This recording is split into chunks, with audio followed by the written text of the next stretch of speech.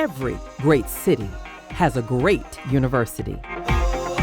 UNC Charlotte is Charlotte's great university. With nationally ranked academics, game-changing research, and trailblazing students with the grit to change the world.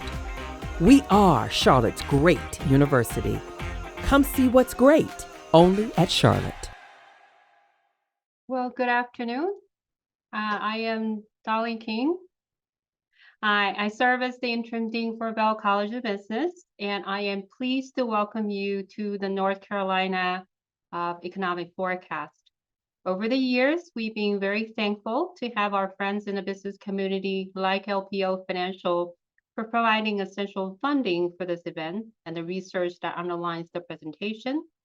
Sponsors help keep us these type of event complimentary for our business community, our alumni, and students. I would like to welcome Mark Zibicki, Chief Investment Officer at LPL Financial, for a special word from our sponsor. Thank you, Dean King. This is Mark Zibicki, Chief Investment Officer at LPL Financial. LPL Financial is indeed happy to help sponsor this very intriguing economic series. And we thank the Dean and Professor Connaughton for allowing us to do that for their partnership. We were happy to kick off this series in addition to Dr. Connaughton's efforts, as you well know, with our own chief economist, Jeff Roach, and Dr. Connaughton had a little back and forth to kick off this series for 2023. And we're happy to see this next iteration of this important economic series. And again, thanks to the Dean and also Dr. Connaughton for allowing us to take part in this.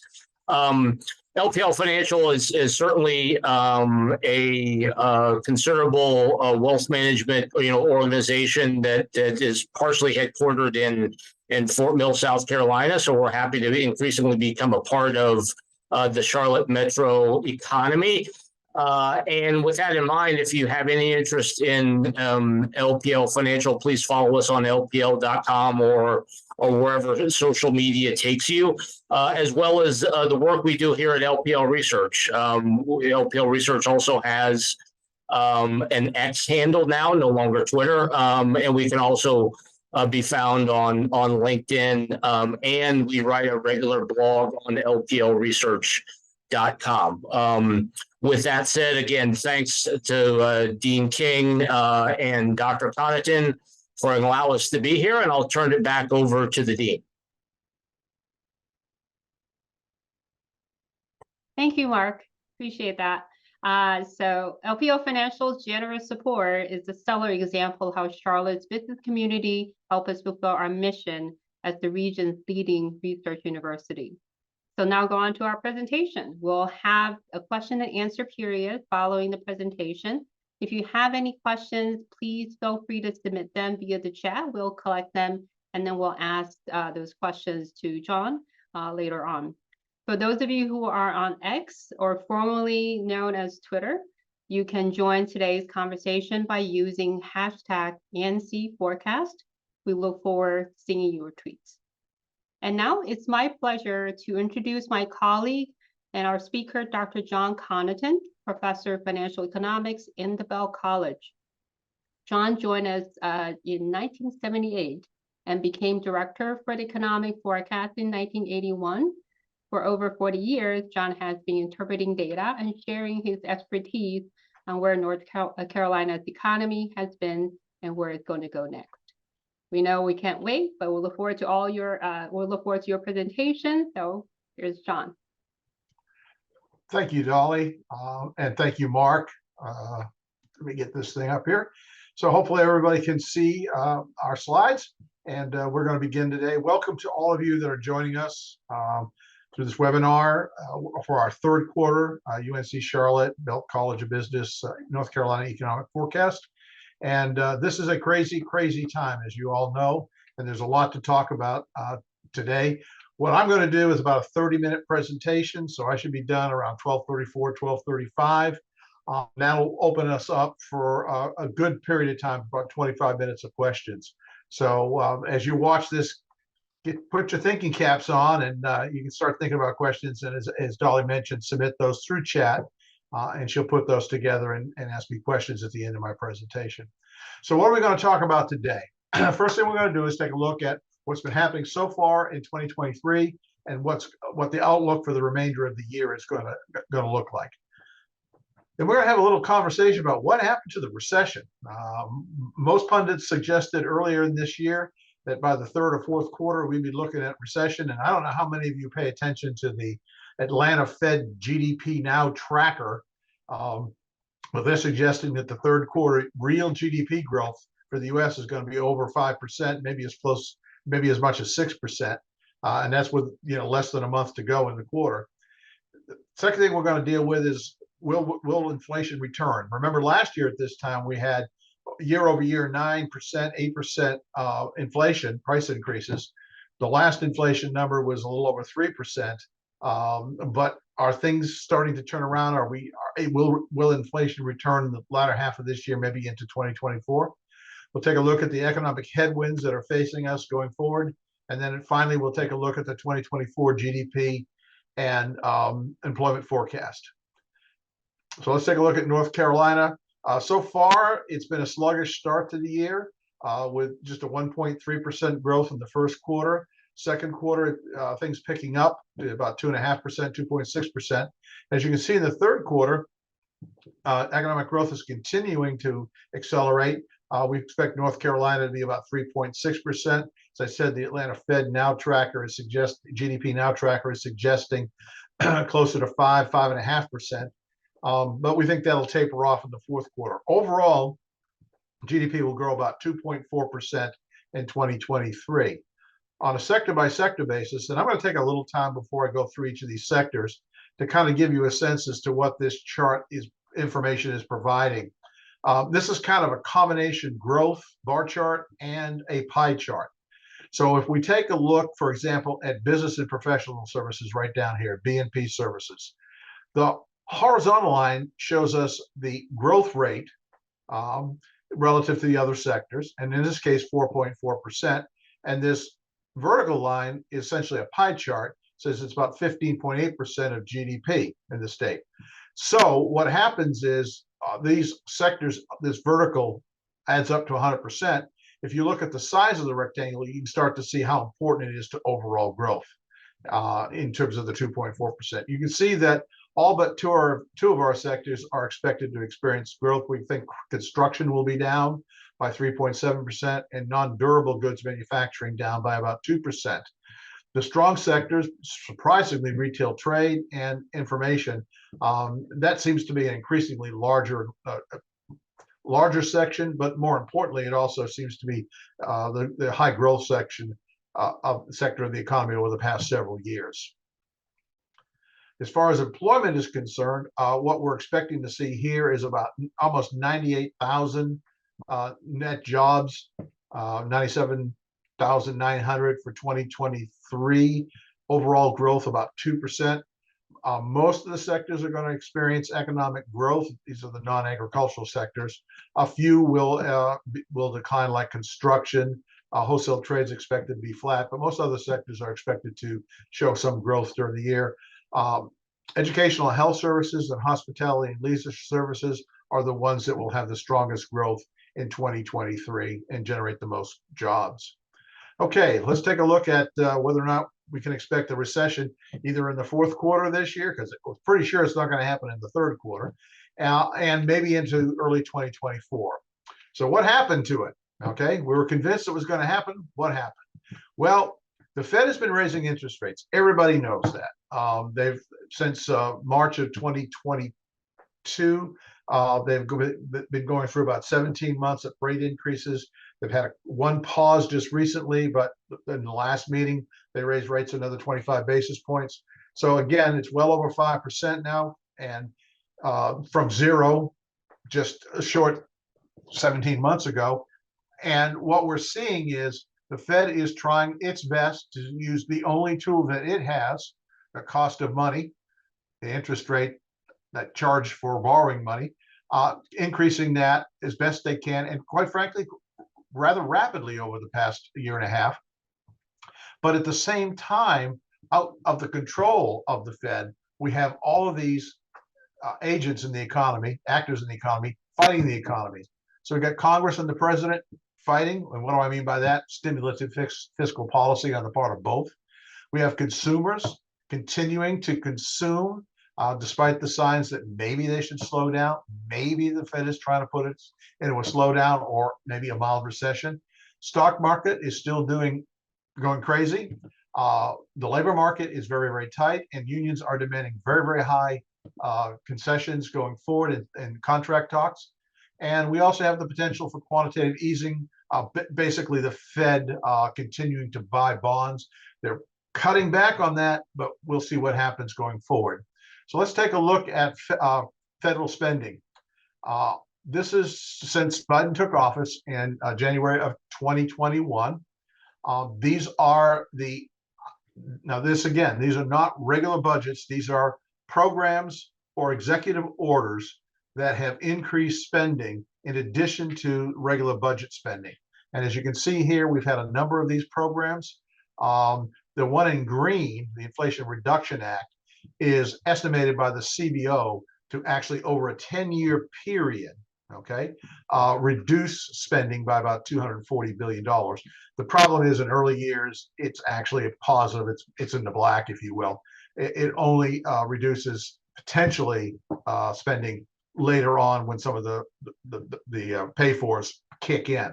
But as you can see, overall, in the last 2 years, a little over 2 years, Congress and the administration has increased spending by $4.8 trillion over the next 10 years. And many of those programs are front loaded. So it's not as simple as dividing it by 10 and saying, well, that's half a trillion dollars annually. In the early years, the spending is much, much more than that. And as you can see, this is the CBO budget deficit forecast. The 3 trillion was, of course, the peak of COVID. And now we're back up to, in 2022, 2023, the fiscal year that's just ending right now, we're about 1.5 trillion.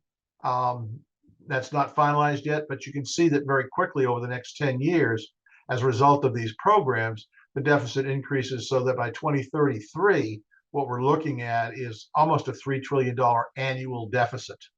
Okay. And if you look overall, we're going to add about $20 trillion to the federal debt over the next 10 years based on the current spending that's already been approved.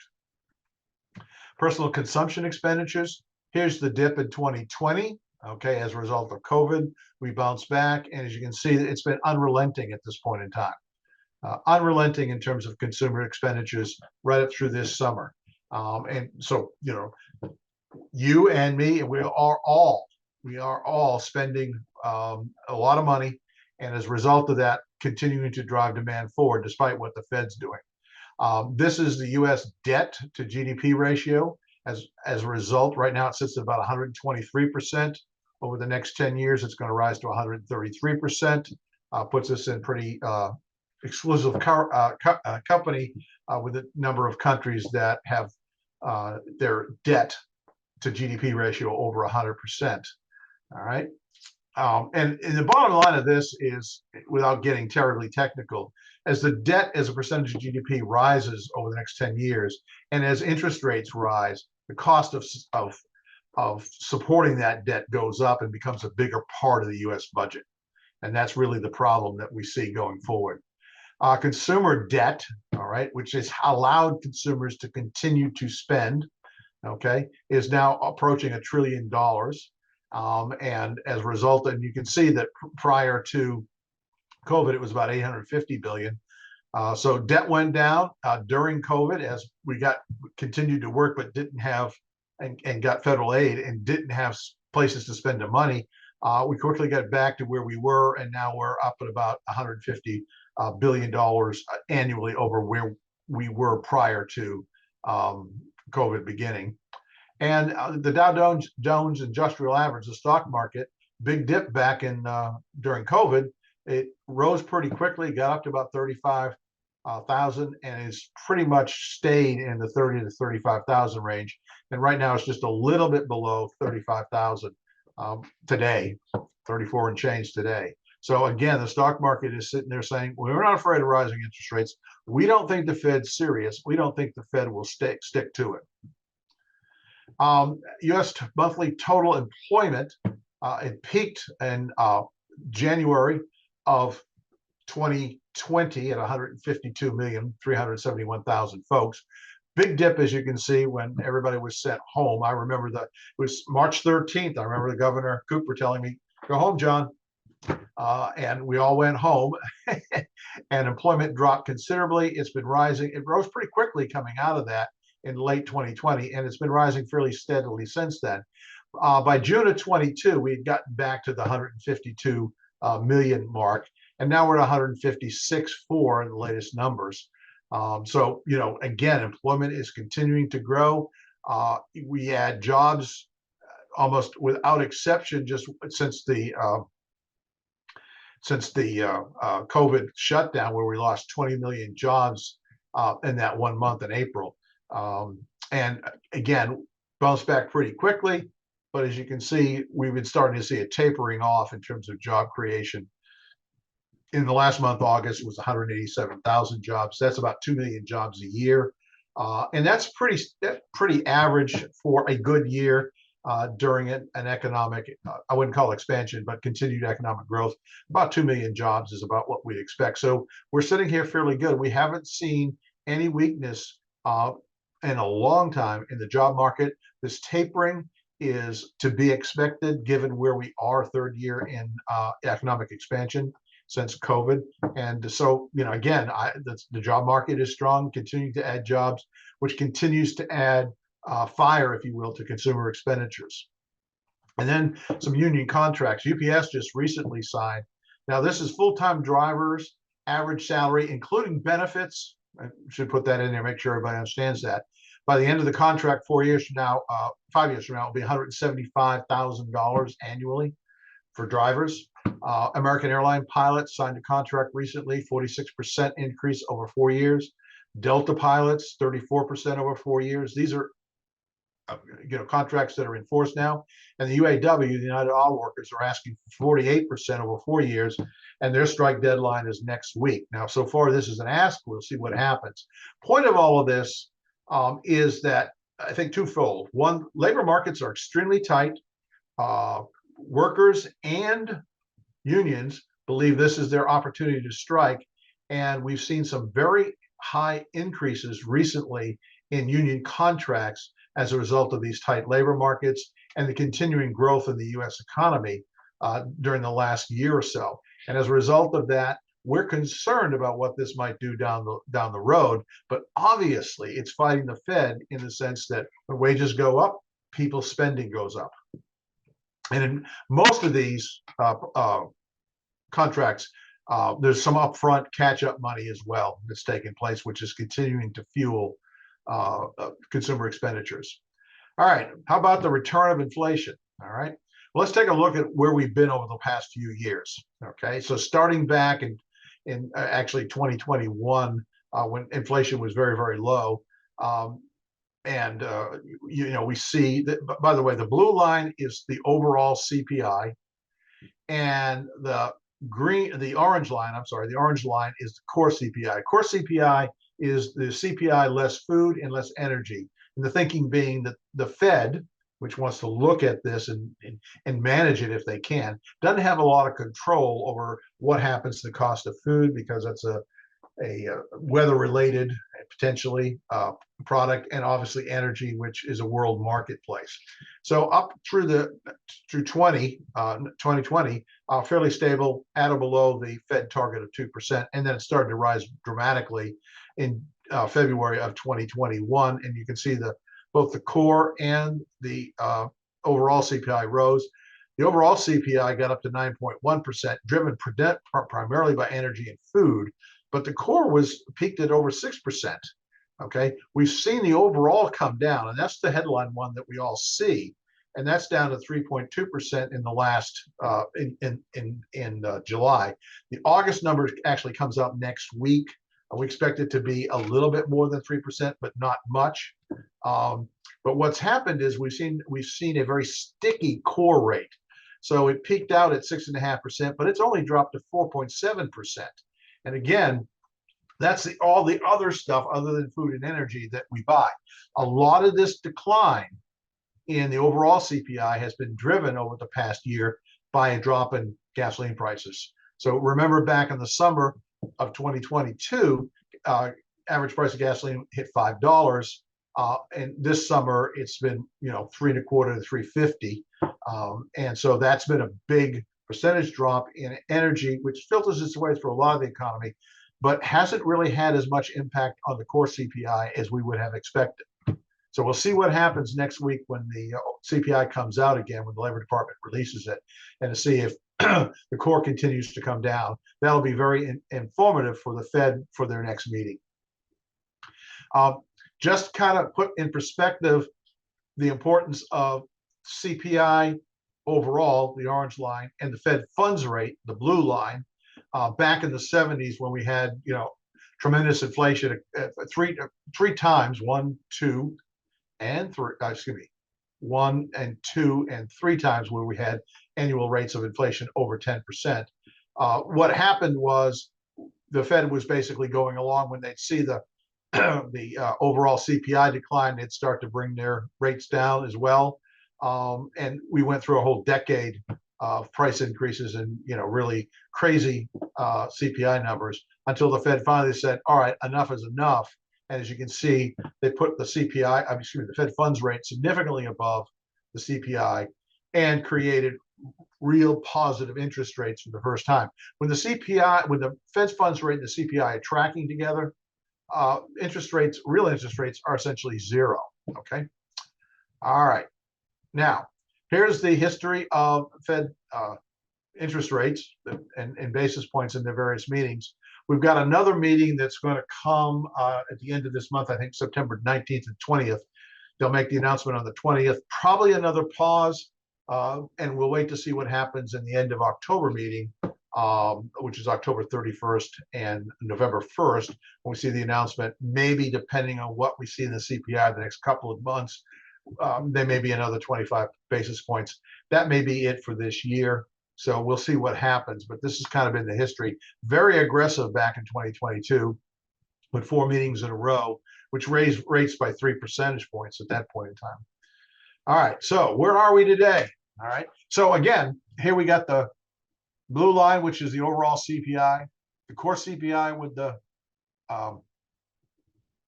orange line, which is now at 5.4%.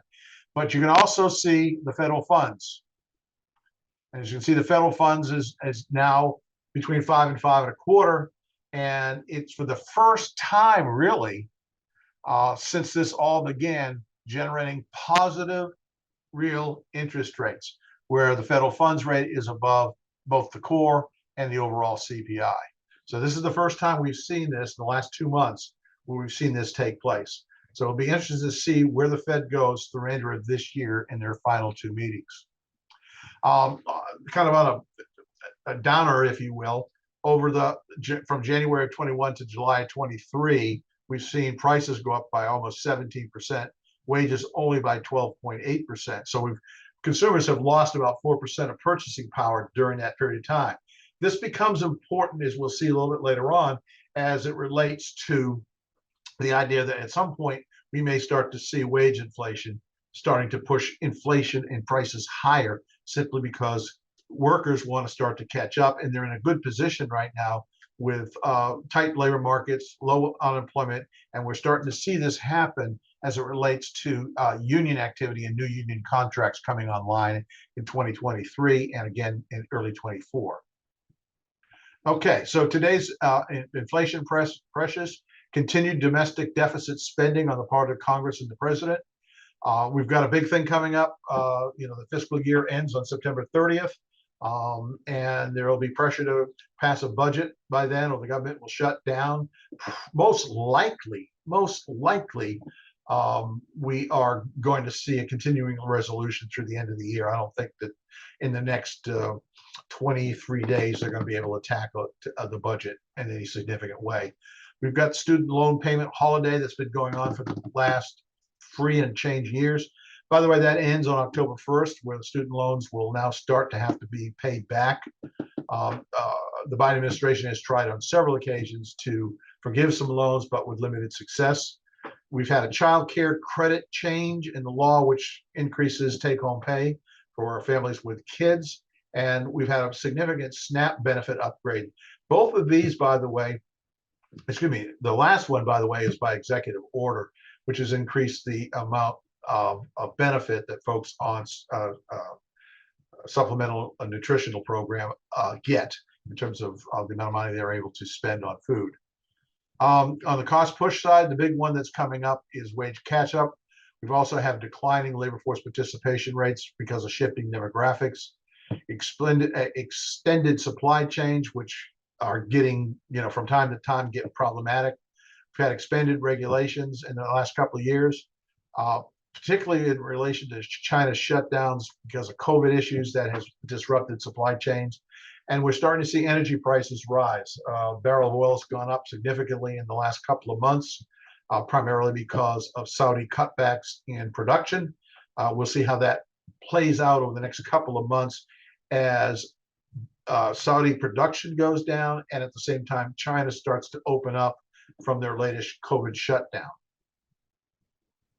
So inflationary expectations are simply the rate at which people, consumers, businesses, investors, etc., expect prices to rise in the future.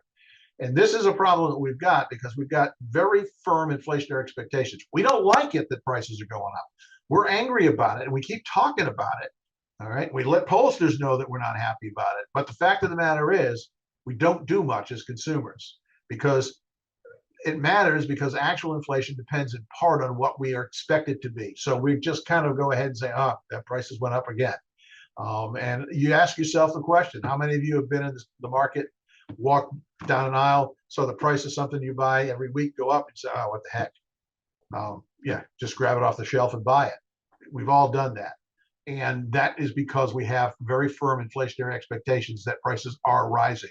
And that's the hardest thing to get rid of. The Fed has no control over what you think. They can only impact you in terms of what it costs for you to borrow money. All right, so household saving levels, we've seen those drop that were really high during 4.8 trillion, almost $4.9 trillion during COVID. They dropped back down significantly. They're rising a little bit, but still, they're historically at low levels. All right. Again, why? Consumers are spending. Number of job openings, that is starting to fall. That's a concern because now that means companies are starting to cut back on advertising for employees. Sooner or later, again, these are still very high numbers. When you look at it, going back to before COVID, they've been in the 6,000 to 7,000 range. There's still almost 9,000 in terms of job openings compared to available workers.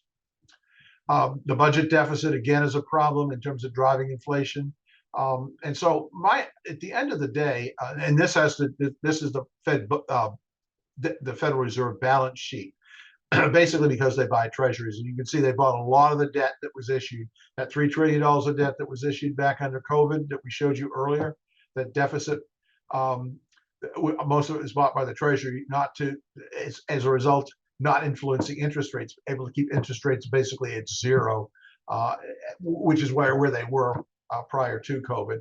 And as you can see, the Fed has trimmed its balance sheet considerably in the last year, but it's still historically high.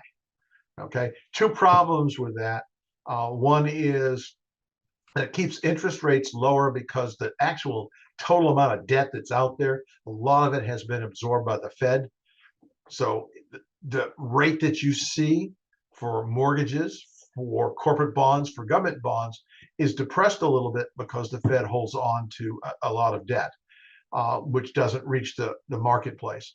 Second reason it's a problem is that the Fed has very little what we call headroom at this point in time in case things go a little wild and we have another recession. They've got limited ability to basically increase borrowing and try to stimulate the economy that way. And so it creates a little bit of an issue in terms of the amount of headroom they have available to them going forward. All right, so what are the economic headwinds going forward? Let's take a look at those. Consumer confidence, energy prices are very uncertain. We don't know what the Fed's going to do. We suspect we know. We don't know whether or not there'll be a return of inflation, wage catch-up problems, continuing supply chain issues, and deficit spending. Let's take a quick look at those. This is the Michigan Consumer Confidence Survey. It peaked out here in 2020, just before the COVID. See the big drop. And despite the fact that it's coming back, it's still not any higher. And again, this is an index number. 100 is kind of normal. It still isn't any higher than where it was, at the depths of COVID on March and April of 2020. And so, that's kind of a little bit of a problem. Consumers are, they're spending money, but, they're not happy. This is the West Texas Intermediate crude. You can see it peaked last summer at $114 a barrel. We're now at about 81. I looked at it this morning. It's actually up even higher than that. I made this slide. Unfortunately, I made this slide on Monday. It's now up over about $83, $84 for West Texas Intermediate crude. Looking again, you've seen this slide before. We now have real interest rates, but I think that we're going to see sticky core and a possible return of overall inflation, particularly because oil prices have been going up, as you can see, in the last month, 2 months, excuse me, and therefore gasoline prices are going to follow suit.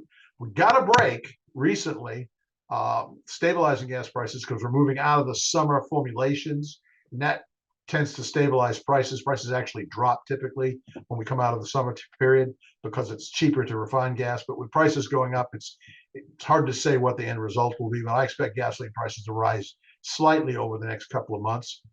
We've seen this before, wage catch-up with 3.8% national unemployment, 3.3% in the state.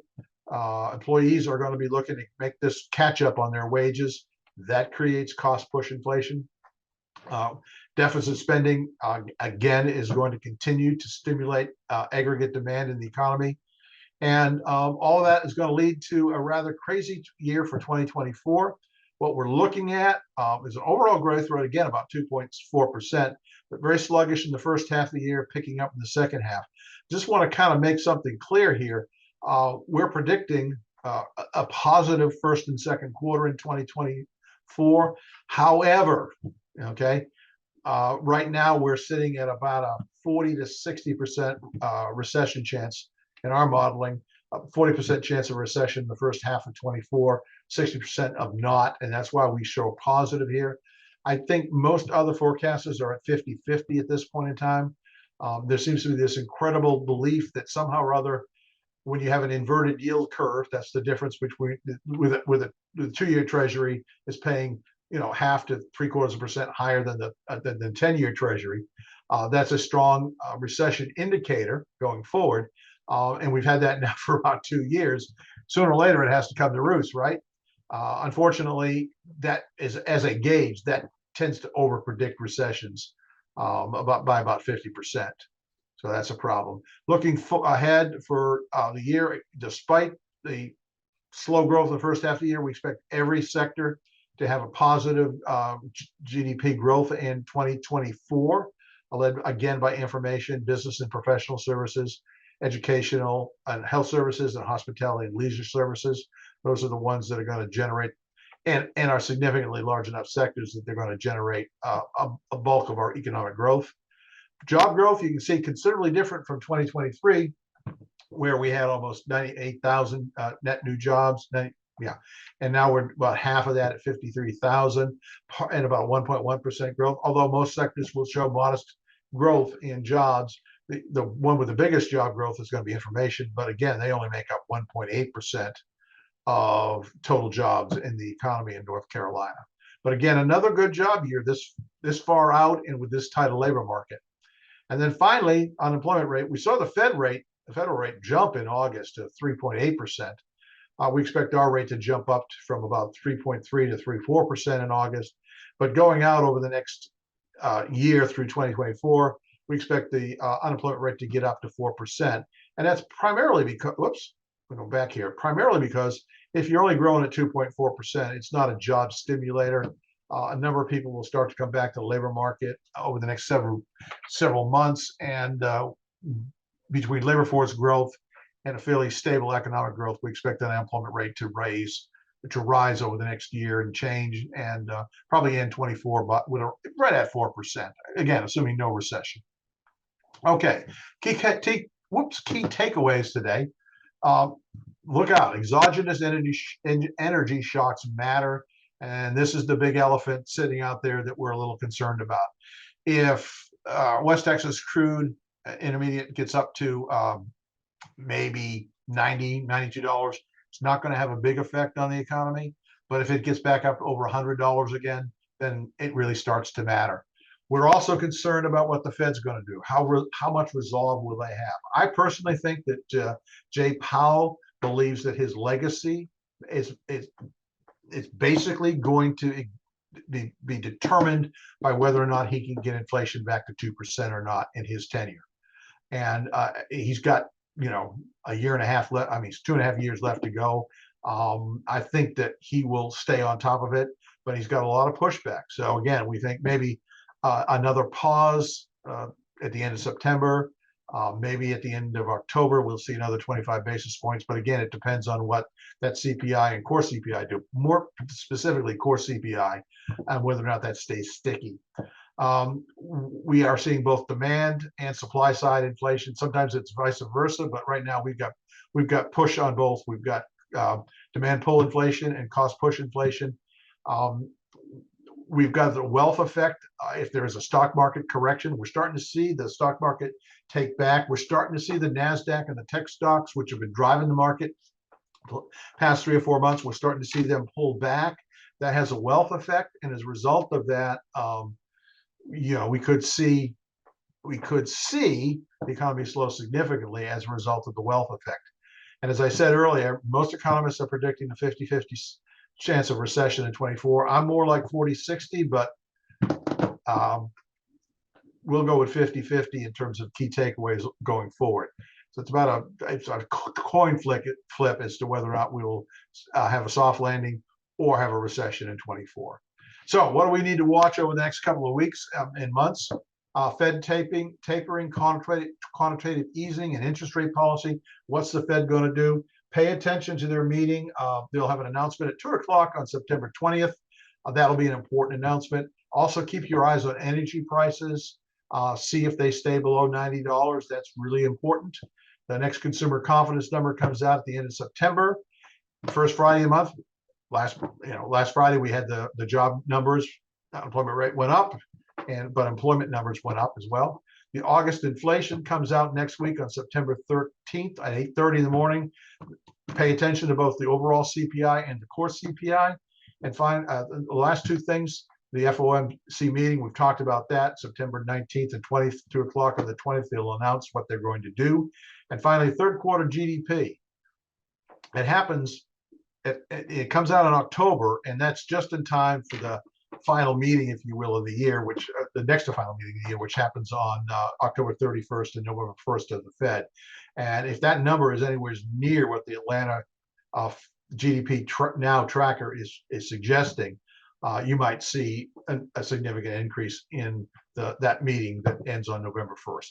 So with all of that, it's been it's an interesting period of time. There's a lot of uncertainty going forward.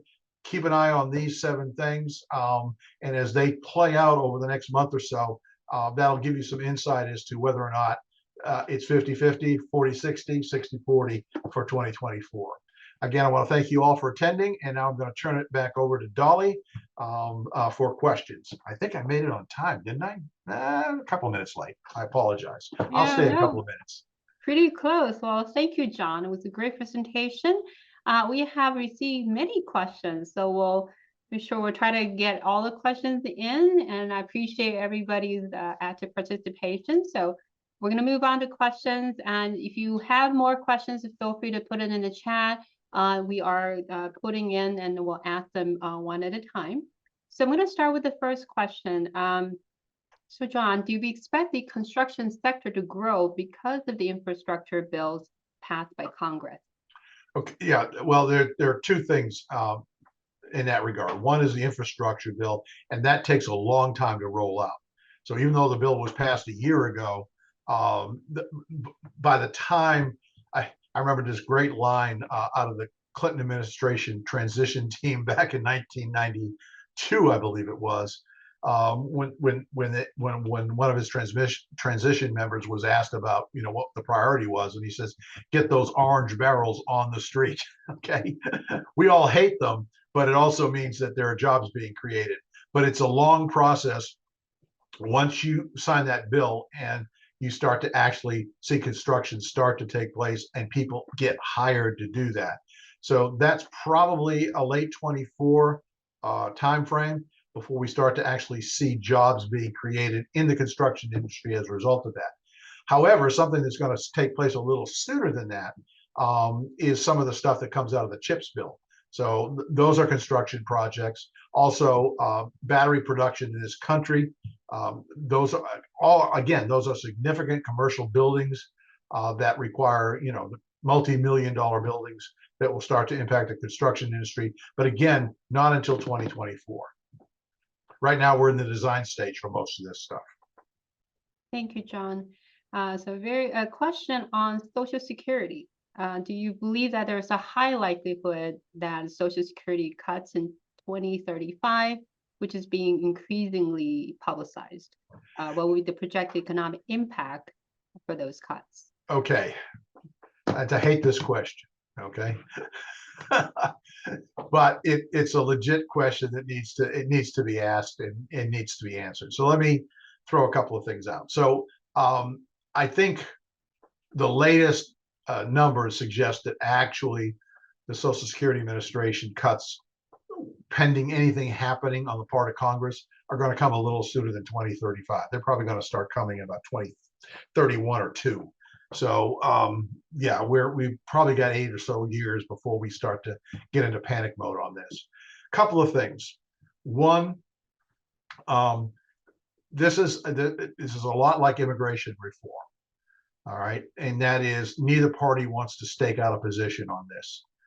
All right, in terms of whether you should cut benefits, change age levels, or increase the payroll tax.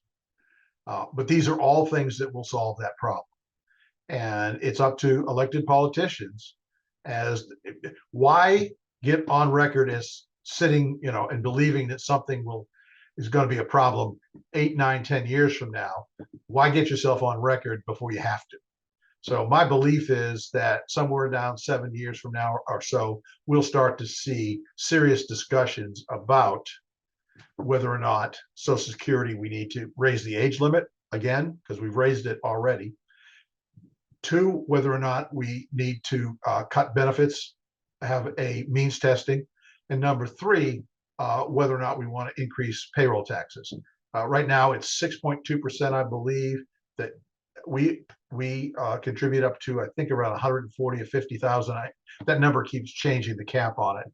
And your employer also contributes 6.2%. So overall, it's 12.4% going to, that's that FICA thing, FICA on your pay stub, if any of you pay attention to it. And the idea is 2 things could happen that would easily clear this problem up. Raise that by 1% on each side. So instead of 6.2, it's 7.2 for you and 7.2 for your employer. And number 2, take the cap off. No matter how much you earn, you pay Social Security tax, just like we do on Medicare. The Medicare tax, which is 1.45% payroll tax on you and 1.45 on your employer, that has no cap on it. Okay, that you pay that no matter how much you earn. And those are 2 simple things that could change the calculus on Social Security. And I've said enough about Social Security. Let's move on. Thank you, John. So we have many challenging questions. So one is related to the debt, the national debt and the deficit. And so when does the national debt become a problem that cannot be ignored? Okay. I don't know. I'm going to be perfectly honest with you, because Japan has a debt to GDP ratio that's over 200%, and they've had for years. and it seems to work for them. Last time I checked, they were the third largest economy in the world, and they're doing okay. High productivity economy, etc. And so, is there a magic number? And the answer is no. Here's the problem with it. As that debt as a percentage of GDP increases, two things occur. One is the overall government budget, okay, the percentage of the budget that it spends on interest costs to support that debt, okay, becomes a problem. So you get less out of your current taxes because you're spending more on interest costs of the debt. Secondly, as interest rate, we've been through the last 20 years. I said, no, not 20 years, probably 15 years. Ever since the Great Recession in 2008, we have had cheap money engineered by the Fed. I think inappropriately, and that's meant that the cost to debt, government debt, has been a very small part of the overall government budget. It doesn't pay, we don't pay a price in current expenditures because the debt cost, the debt service is high. You spin this ahead over the next few years when we're going to put in the next 20 years, it's going to be 10 years, we're going to put another 20 trillion on the debt. And we're no longer borrowing it 0.5%, 1%. We're now starting to borrow at 4.5%, 5%. All of a sudden, that part of the budget that goes to debt service becomes big. In fact, the estimates are by 2033, the cost to service the projected debt in 2023, the annual cost of that will exceed the amount of money we spend on defense. Something to think about. So that's really where the issue is. There's no doomsday scenario that, okay, we're going to hit 175% and the economy falls apart. No. It's okay, what do you give up? Dolly, us economists, we're always concerned with the opportunity cost of something. Drives you guys in finance crazy, right? But that's really what we're looking at, is what is it we're going to have to give up to service this increased debt? What are the programs we don't get? All right, thank you. I get asked that question a lot. Yeah, well, so it's a tough question. So a question I think more like clarifying. So in the graph that you show about the federal deficit, so we can see that there's a big dip, I think around 2020, 2021. And is it because of COVID or other reasons? Okay, two things. One is that in 2020, in response to the COVID, and remember, everybody gets sent home in March of 2020. So immediately, Congress passed well over $2 trillion COVID recovery bill. So an additional $2 trillion in spending, which was increased unemployment benefits, payroll protection plan, all kinds of programs that were out there in order to help us over that problem. Now, that's number one. Again, in September of 2020, there was another about a 1.5 to 2 trillion program to extend a lot of that stuff. So we had two big expenditure programs as a result of COVID in 2020. In addition, when you send people home and they don't get paid, they don't pay taxes. So we had a revenue decline as well. So we had a big expenditure bump and we had a short-term revenue decline. And that's what really drove that to $3 trillion. I don't worry about that $3 trillion. I cut some slack, particularly for the first bill that was passed. We had no idea what we were heading into. I remember that. A lot of people wiped it off their memory, out of their minds. I remember that there was a lot of people were scared, government was scared, and the politician says, look, we're sending people home. We can't make them pay for that. We've got to help them out. It's the bills subsequent to that bill that have generated some deficit spending problems. Thank you, John. I'm going to change gear to a different type of debt, student loans. So the impact student loan repayment restart on consumers, is it being severely underestimated? What do you think are the impacts of that? I think it's going to be significant because you put this kind of in your permanent budget that you haven't had to pay those loans. and you haven't had interest accrue on those loans. So the loans haven't gotten any bigger for essentially 3 years. Okay. A little over 3 years. And now all of a sudden, that $200, $300, $400 a month payment comes back in. And, you got to pay it. If you don't pay it, the interest accrues and you get nasty letters from people. And all of a sudden that changes people's budgets. And so I think we're going to start, it's going to have an effect. Is it catastrophic in terms of demand? I don't think so. But it is, again, it's one thing piled on top of another thing, piled on top of another thing, that people are thinking, okay, you put together, the Fed may raise rates another 0.25%. Oil prices may go up to $90, $95 a barrel. And then you take $300, $400 out of consumers' pockets. And it's a large number of consumers. I was 20 million, something like that, taking out of consumers' pockets, and they got to cut back. That's what's fueling these ideas that maybe the recession is going to start or we're going to start to see signs of one, or at least a significant economic slowdown, maybe not a recession in early 24. Thank you, John. I'm going to actually go to a question that was asked early on during the presentation about taxes. So with a significant increase in the spending, as you mentioned, by Congress for approximately $4.8 trillion, and with the 2026 election in the U.S. House and Senate, do you have a view, or what are your thoughts on whether the tax cuts and the Job Act tax rates will be renewed or allowed to expire at the end of 2025? No earthly idea. And, hey, look, we are a year and change away from the next election taking place in November of 24. I think it is impossible.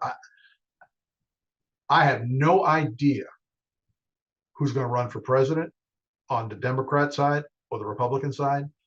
I have no idea what's going to happen with the House and the Senate in terms of their balance. But I do know that depending on those sets of outcomes, the continued tax credit, the continuation of we call them Trump taxes, which expire in 25, will rest on that 24 election cycle. Now, for a lot of America, not for corporate businesses and not for sole proprietorships on the business side, but for individuals, I don't think it's going to be a big difference one way or the other. Because if we roll back to the old system, all of a sudden you get the SALT deductions coming back. So yeah, the tax rates go up, but for most Americans, your deductions go up. So it's kind of an offset. And as a result of that, I'm not sure on the personal income tax side, it's going to have a big impact.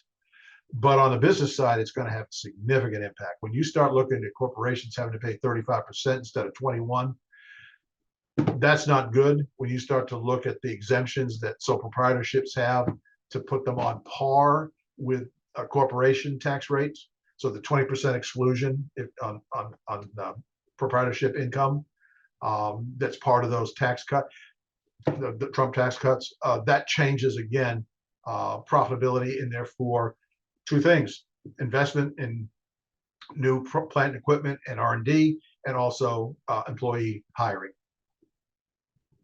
Thank you, John. I'm going to go ahead and jump to a question that's more related to regional for Charlotte, in particular about real estate. So is there any new information about the forecast for the NC or North Carolina real estate market, including both residential and commercial?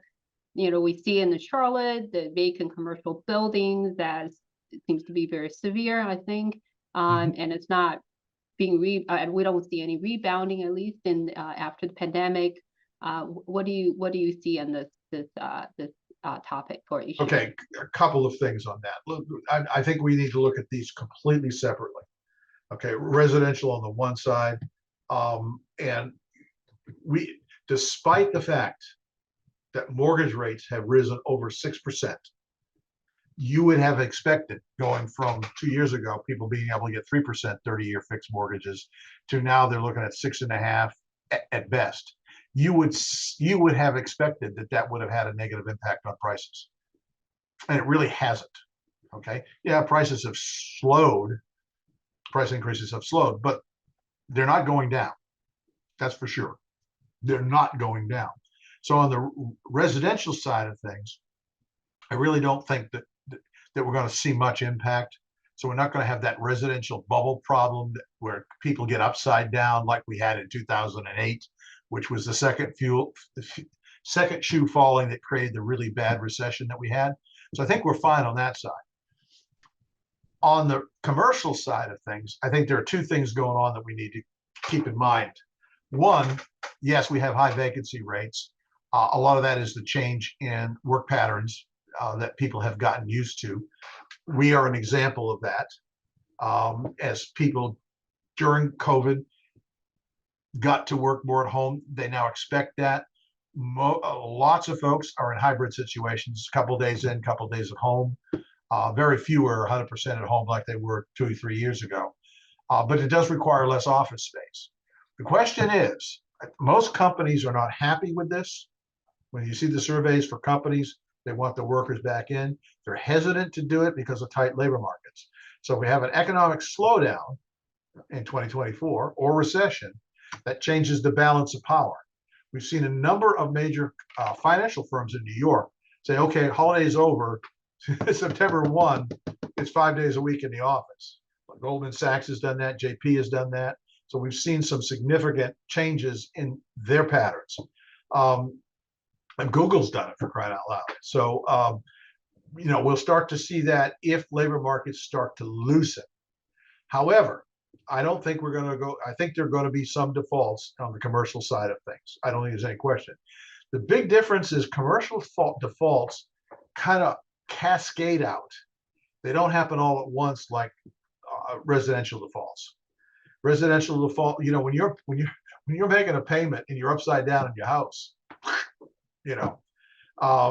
commercial tends not to work that way, because remember, most of these people that have commercial loans, that have buildings that aren't occupied, they can't make the payments. They also have other buildings that are occupied, and so there's a hesitancy to do this in kind of a dumping fashion. So I do see commercial I do see commercial real estate problems in 2024, but I don't see them as something that the economy can't handle. Okay, because I think the pushback will be more people are going to have to start to go back to work. All right, so I think we're really running short on time. I'm going to ask one last question. There's always one last question. Yeah, there's always one more. So sorry, we're going to go with one more. The last one is about yield curve and interest rate annuity. So essentially, any thoughts about the inverted yield curve remaining inverted for so long, and how do you feel about annuity rates? Will that continue to go up? Yeah, I'm gonna beg off the annuity side of things. It's way more complicated and way more intellectually challenged than I think I can handle. But as far as the inverted yield curve, I mean, I think a lot of folks who have looked at the inverted yield curve, and again, for everybody, bring them up to speed, that's the inversion of the 2 and 10-year Treasury rate, where the 2-year rates right now about 0.5 percentage point higher than the 10-year rate. We all learned, I'm an economist, but I took a finance course, Dolly. We all learn about term structure of interest rates. The longer the term, the higher the yield, ceteris paribus, other things being equal. And what we've all learned over the years is that when that curve inverts, it doesn't behave the way it's supposed to, that's an indication that the markets are in a little bit of trouble. But yet what we've had in this cycle has been almost 2 years of an inverted yield curve. I can't remember, you correct me if I'm wrong, Dolly, because you follow this stuff a lot more closely than I do. I can't remember a period that long without something happening in the economy.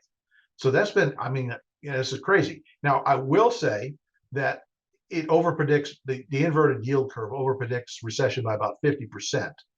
But that's not any different from a lot of other single or multiple measures that folks use to predict recessions, like consumer confidence, or the leading index of leading indicators. That is also an over predictor. But I can't remember it lasting this long without something happening. Yeah, so I'm a little puzzled by it as well. I agree. I don't. I want to tell you this, Dolly. The cash that I do have, $4.24, is invested in a short-term treasury. Okay. Good deal. All right. Thank you so much, John. And thank you all for joining. And I we try to put all the questions in. I know we still missed some, I apologize. But I think John's presentation will be shared with all of you. And so thank you again for joining us today. And hey, Dolly, one more thing. If anybody has a question that didn't get answered, email me at jec@charlotte.edu and I'll be happy to take a run at it. Wonderful. Thank you, John. Thank you, John. All right. So please make sure that we have the next installment of the forecast coming in December, and the registration and the call for participation will be sent out later in the fall. And sponsorship are available year-round for the North Carolina Economic Forecast. And please contact us if you're interested in supporting the research underlying the presentation and connecting with the business community. All right, so to help us plan for the next future events, that please actually look at use the QR code right here, scan it and enter into a chance to win a Bell College gift pack, and completing a brief online survey by scanning the QR code here. So this concludes the program today, and we look forward to seeing you in December. Thank you so much, everybody. Bye-bye.